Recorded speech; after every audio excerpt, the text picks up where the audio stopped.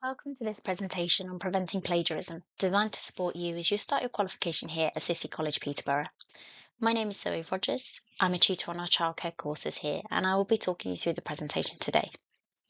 This presentation has audio recordings throughout, explaining the content of each slide in more depth. If you cannot listen to the audio recordings for any reason, please see the notes on each slide for transcription. This presentation is part one of our Preventing Plagiarism guidance, looking specifically at paraphrasing.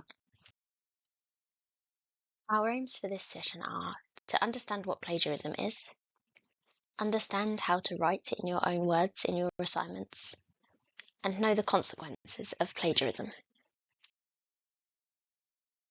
The objectives for this session are to be able to define plagiarism, to develop skills to write in your own words and paraphrase research, and to fully understand the consequences of plagiarism. Let's look at what plagiarism actually is. The definition of plagiarism is the practice of taking someone else's work or ideas and passing them off as one's own. Any time that you are writing for your assessments on your course, if you copy text directly from a source, such as a book or website, this is plagiarism. Plagiarising the work of others can result in your work not being able to be counted towards your qualification, disqualification from your course, and not learning from your course. If you are copy and pasting into your assessments, you are unlikely to be fully taking in the information that you are reading and probably won't remember what you've read and written. So what counts as plagiarism? Direct copying from the internet, books or articles, even if you've retyped or handwritten the information. Using statistics or quotes without referencing the source. And using AI counts as plagiarism too. You haven't written that work, a computer has, so you cannot pass it off as your own. What happens if you do plagiarise in your assessments? Plagiarism will always be picked up by your tutors, so it's not worth the risk.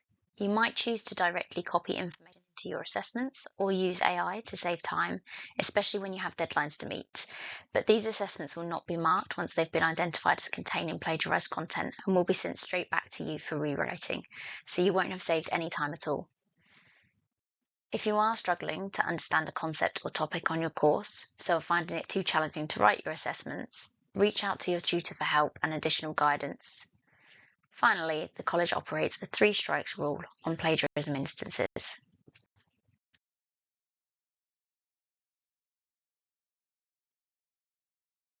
Now we know what plagiarism is, we can look at ways to avoid it in your work. There are 2 very effective ways to ensure that you are not plagiarising in your work: paraphrasing and referencing. On the following slides, we will look at how to paraphrase effectively. Referencing will be covered in a separate workshop presentation. Paraphrasing is to express the meaning of something using different words. For example, if you were to paraphrase this definition, you could write, paraphrasing means to communicate the meaning of a sentence, paragraph, or document in your own words. There are different techniques you can use to help you paraphrase the information that you read, and the more you practice this, the easier and quicker it becomes.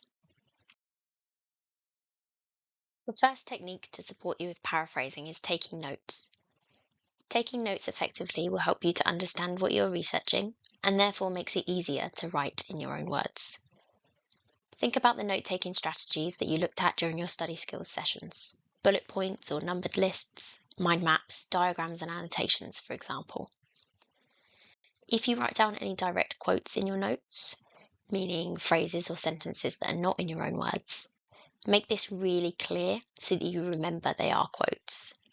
You could highlight these, write them in a certain colour, or label them in the page margin to identify them.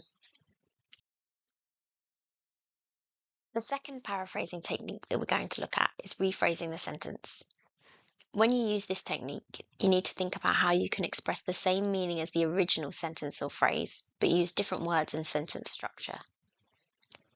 For example, if the original quote is, "The best way to study is to make sure you are at a comfortable desk," this could become, "Studying at a comfortable desk is most effective." When using this technique, you may still need to reference the author who originally stated the idea. Exceptions to this are common knowledge statements, for example, the capital city of England is London, or the EYFS statutory framework is compulsory for early years settings to follow. The third paraphrasing technique you need to know is using synonyms. A synonym is a word or phrase that means the same or almost the same as another. For example, a synonym for the word focus would be concentrate.